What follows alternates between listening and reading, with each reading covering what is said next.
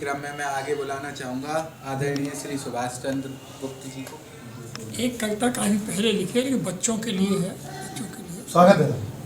उसके हैं तो 6 बंद हैं, मैं 1-2 बंद सुनाऊंगा केवल। आह्वान, और ये काफ़ी पुरानी कविता है लेकिन आवश्यकता बहुत है इसका। बच्चों देखो देश तुम्हारी ओर निहारे आशा से, तुम ही इसे निकालोगे इस बेहद कड़ी निराशा से। क्या बात है। रावण आदि दैत्य फिर जागे, राम तुम्हारा वहाँ कहाँ, और दुष्ट पाएंगे तब आओगे कह के छुपे घनश्याम कहाँ। स्वतंत्रता मंथन अमृत को छीन ले गए असुर यहाँ, नहीं विष्णु या शिव जैसी क्यों त्राता मूर्त दिखे था।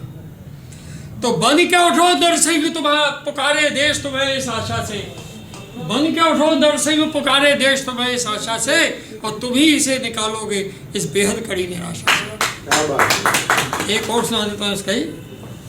हिंदू मुस्लिम सिख ईसाई नहीं बनो हिंदुस्तानी, क्या बात। हिंदू मुस्लिम सिख ईसाई नहीं बनो हिंदुस्तानी, और नानक तुलसी कबीर जागे फिर गूंजे इनकी वाणी, और शंकर से आचार्य बनो तुम, और देश एकता में बांधो, और पुनः दिखा दो नहीं विश्व में कोई भारत का। क्या बात है। तो बीच भंवर में फंसा देश, बीच भंवर में फंसा देश, और तुम्हें पुकारे आशा से, और तुम ही इसे निकालोगे।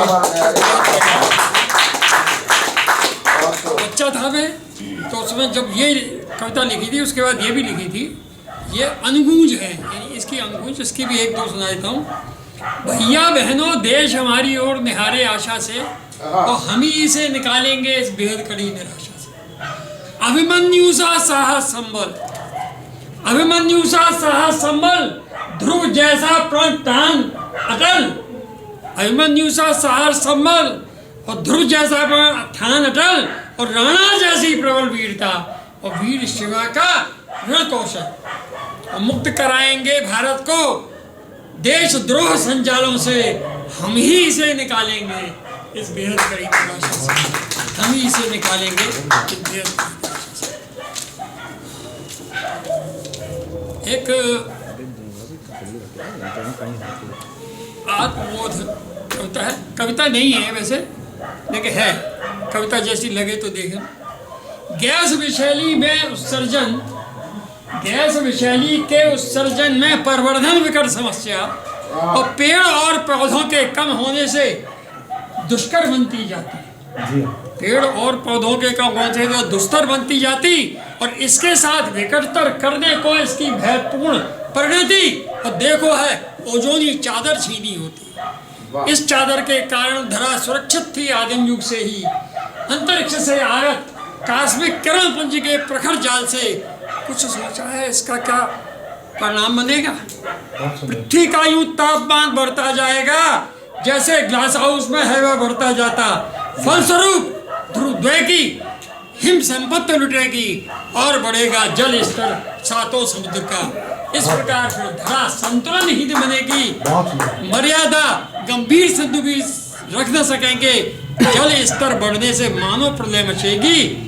क्या होगा यूं असमय में ही सृष्टि विसर्जन, क्या होगा यूं असमय में ही सृष्टि विलोपन, प्रकृति दया में प्रभु की करुणा होने से है सहनशील भी, सहती जाती है मानव की मौन भाव से सब करतूतें, लेकिन रखना ध्यान कृष्ण सम क्षमा कर रही है 100 गलती, नहीं रुके तो काल चक्र से शिष्यपालों का वध भी कविता है। लेकिन ये काफी पहले लिखी थी और अब ये सच होती दिख रही है, नजदीक आ रहा है।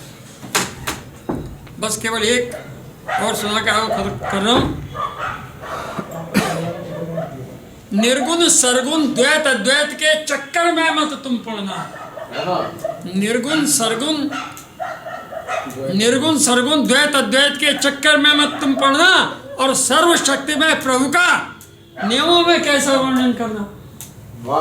और जिसको जैसा पड़ा दिखाई, जिसको जैसा पड़ा दिखाई उसमें वह वर्णन करना, और लड़ते चले इसी बात पर जिनको नहीं भजन करना, लड़ते चले इसी बात पर जिनको नहीं भजन करना। और गुरु ने देखा उनकी सुधरी, बीती का अब क्या कहना, और तुमको हो अपनी सुधारनी, भेद बुद्धि से तुम डरना। इतनी बात हमारी सुन लो, मन में धर लो प्रभु चढ़ना, और नहीं तो नर्तन व्यर्थ जाएगा। 84 फिर से होगा। क्या बात है।